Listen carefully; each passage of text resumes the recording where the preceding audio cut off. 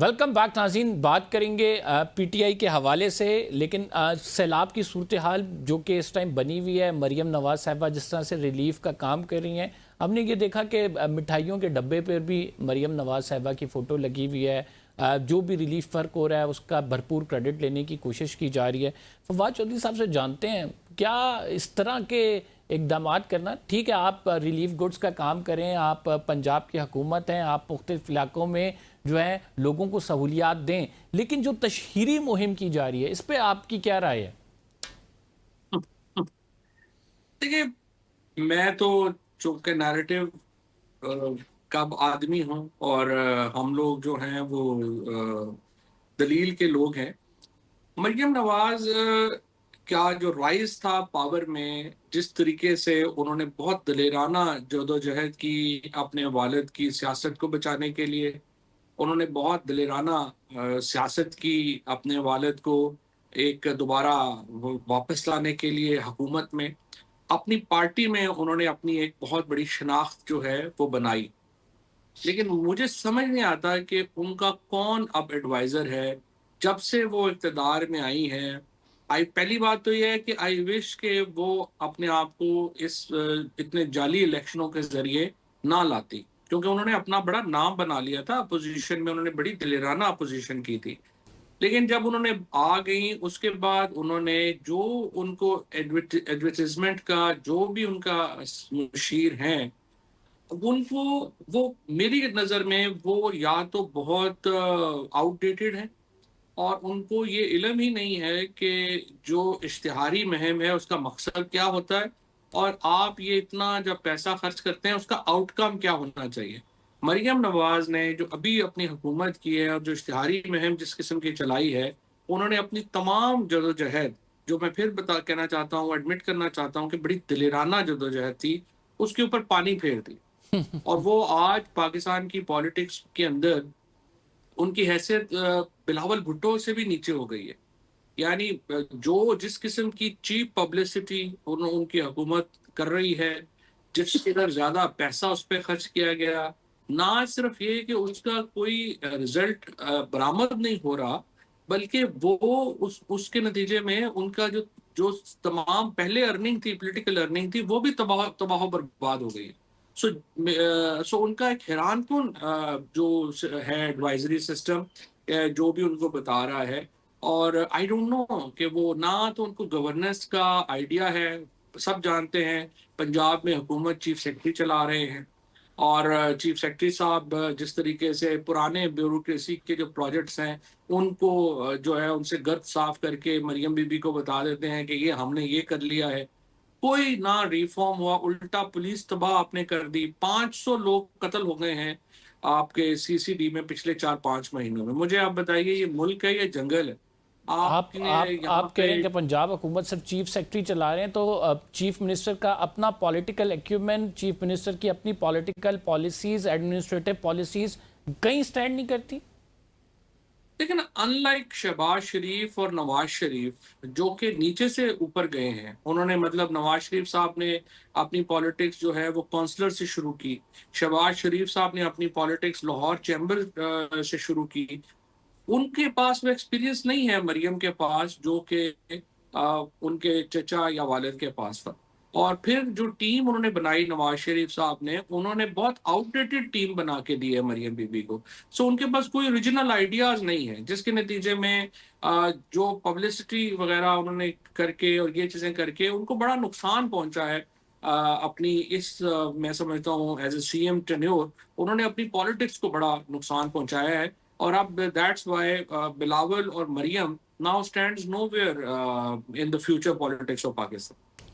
अगर अलीमा खान साहिबा की बात की जाए, जिस तरह से अलीमा खान साहिबा पे कहा जा रहा है कि उनको एक लीडर बनाने की कोशिश की जा रही है, पीटीआई के अगले मामलात वो देखेंगे, इस पे जंग में कॉलम भी लिखा गया। डू यू थिंक ऐसा ही मामला है? हफीजुल्लाह न्याजी साहब ने कॉलम लिखा है और मैं हफीजुल्लाह न्याजी साहब को भी वैसे मैं ये कहता रहता हूँ मजाक में, मेरे उनसे बड़ा ताल्लुक है कि आपके पूरे कबीले में, आपके पूरे खानदान में एक ही आदमी पैदा हुआ है जो ये लीडरशिप कर सकता है और उसका नाम इमरान अहमद खान नियाजी है। बाकी इन पूरे खानदान के अंदर पूरे खानदान को छोड़ दें, पूरे और न्याजियों में ही कोई और आदमी नहीं है जो कि इस तरह की पॉलिटिक्स को लीड कर सके या करा सके। इमरान खान है, उसकी रिप्लेसमेंट मुमकिन नहीं है, और कोई भी उनको रिप्लेस जो है वो नहीं कर सकेगा। रीमा बीबी ने जो जिस तरह वो खड़ी हुई हैं, जिस तरह वो बात करती हैं, डेफिनेटली उन्होंने जो है वो बहुत उन्होंने अपना कद ऊंचा किया है। लेकिन इसके बावजूद उनकी भी जो इस वक्त देखे ना, उनकी उनके पास वो पॉलिटिशियन तो नहीं है। वो कहती भी यही है कि मैं तो पॉलिटिशियन नहीं हूँ। लेकिन उनकी जो स्ट्रेटजी है वो इतनी फ्लॉड है कि वो उसके नतीजे में इमरान खान को अभी तक कोई फायदा नहीं हो सका। और इमरान खान तो इमरान खान है, ये तो लोग उनका मुकाबला नहीं कर सके। मिशाल यूसुफजई साहिबा जो है अलीमा खान साहिबा पे इल्ज़ाम भी लगाती हैं और वो कहती हैं जैसे आपने अपने बच्चे रिहा कराए हैं, इसी तरह इमरान खान साहब को भी रिहा करा दें, कैसे आपकी एप्लीकेशन एक दिन में लग गई। फिर हम देखते हैं कि जुनेद अकबर साहब जो हैं और शेख वकास के दरमियान भी एक झगड़ा है। शेख वकास कहते हैं कि आपकी कारकर्दगी कैसी है PAC में, उस पर सवालात उठाते हैं। तो ये अंदर की डिविजन्स के हवाले से आप क्या कहेंगे? नहीं, तो सियासी जमातों में डिवीजन तो रहती हैं। Sheikh Waqas public account committee के चेयरमैन बनना चाहते थे, वो जुनैद अकबर ने जो है उनको आउट क्लास कर दिया, वो बन गए। फिर जाहिर है कि वो पेशावर में बैठे हुए हैं, वो उनके ऊपर इल्जामात भी हैं कि वो बहुत ज़्यादा पैसे भी बना रहे हैं। बाकी लोग जो हैं उनके ऊपर जाहिर है जेलस भी हैं, चीफ मिनिस्टर साहब के वो करीब हैं। तो अनफॉर्चुनेटली ये पार्टी के अंदर एक प्रॉब्लम है, वो तो रहेगी। और जब ऑर्गेनाइजेशन ना हो, जब जो मेन जो न्यूक्लियस है पार्टी का वो जेल में है, जब तक वो बाहर नहीं आते, तो ये पार्टी के अंदर रिपल्स तो रहेंगे, इसमें तो कोई दो राय नहीं।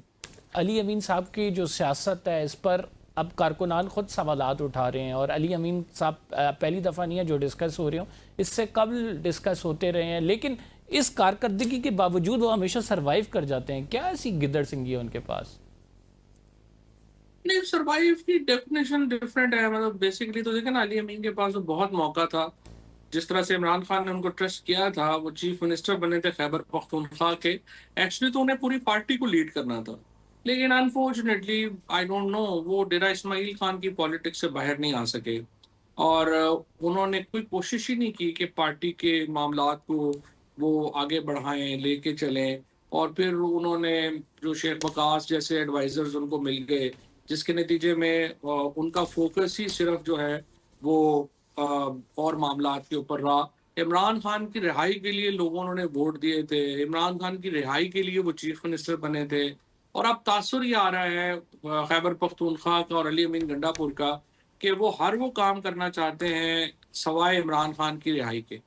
और उसकी वजह से उनकी जो पॉलिटिकल पोजीशन है वो काफ़ी डाउन हुई है और मज़ीद होगी आगे चल के। फवाद चौधरी साहब, नया अदालती साल का आगाज़ भी है, फिर हम ये देख रहे हैं कि आहिस्ता आहिस्ता इंडिपेंडेंट जजेस जो हैं वो अपने खतूत के ज़रिए दोबारा से सर उठा रहे हैं। डू यू थिंक कि 26वीं आईनी तरमीम के बाद कोई अपसेट एक्सपेक्टेड है? ये जो जजेस एकदम से लिखना शुरू हो गए हैं, क्या वजूहात हैं? कोई वजूहत नहीं है। इशू ये है कि जजेस तो देखिए, ये जो जजेस हैं जिनकी तरफ आप इशारा कर रहे हैं, ये इन्होंने तो गुज़श्ता 3 साल में ही कोशिश की है अपने आप को इंडिपेंडेंट रखने की, जुडिशरी का कुछ थोड़ा बहुत वजन रखने की, बनाने की। लेकिन जो सबसे इम्पोर्टेंट तबका था, यानी लॉयर्स जिन्होंने इनको सपोर्ट करना था, वहाँ पे PTI और जो जमहूरियत की बात करने वाले लोग वो बुरी तरह नाकाम हुए। और अनफॉर्चुनेटली जो बार एसोसिएशन है वो खड़ी नहीं हुई जजेस के साथ। जजेस का खड़ा होना इंपॉर्टेंट नहीं था, बार एसोसिएशन का खड़ा होना इंपॉर्टेंट था, मीडिया की तंजीमों का खड़ा होना इंपॉर्टेंट था। लेकिन अनफॉर्चुनेटली पाकिस्तान की जो सिविल सोसाइटी है वो इतनी कमज़ोर साबित हुई कि वो जो जमहूरियत पसंद जजेस थे उनका साथ ही नहीं दे सकी, और जिसके नतीजे में वो अकेले हो। तो इसलिए वो अकेले तो ये लड़ाई नहीं लड़ सकते। लिहाजा इस ये तो ऐसे ही एक समझिए कि जंग के बाद याद आने वाला मौका है। इसकी कोई इम्पोर्टेंस नहीं है। जनरल फायज़ के हवाले से हामिद मीर साहब कहते हैं कि मुस्लिम लीग नून के लोग कह रहे हैं कि वो अपने दौर में भत्ता लेते थे, और एक मौजूदा मिनिस्टर भी हैं ऐसे कि जिनके सामने ये बात हुई, और मुस्लिम लीग नून वाले कहते हैं कि जब वो DGISI थे हम उन्हें लाखों नहीं अरबों रुपए भत्ता देते थे। पाकिस्तान में जब लोग रिटायर हो जाते हैं या मुश्किल में होते हैं, तो ये पाकिस्तान में रवाज है। जिस तरह मैंने आपसे पहले बात कही ना, कि खुशामद करने वाले लोग जो हैं वो जाके फिर बताना शुरू करते हैं कि आपके बगैर मुल्क कैसे चलेगा।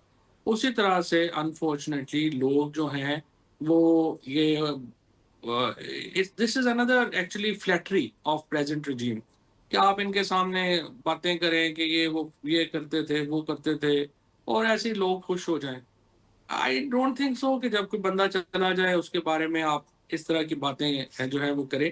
अगर लेते थे करते थे तो जब वो थे ताकत में तो उस वक्त ये बातें करनी चाहिए थी। अब तो बड़ा बुरा लगता है अगर वैसे वो लेते भी। थे या नहीं, क्योंकि आपका दौर भी था उस टाइम, आप भी हुकूमत में थे। तो ऐसे बातें हैं ना, अब क्या, हमसे तो कभी नहीं मांगा। चलें ठीक है, बहुत शुक्रिया फवाद चौधरी साहब हमारे साथ। नाज़रीन, सैलाब की सूरत हाल पे बात करेंगे प्रोग्राम में, एक छोटा सा ब्रेक शामिल कर रहे हैं। आप कहीं मत जाइएगा, we will be right back after this short break.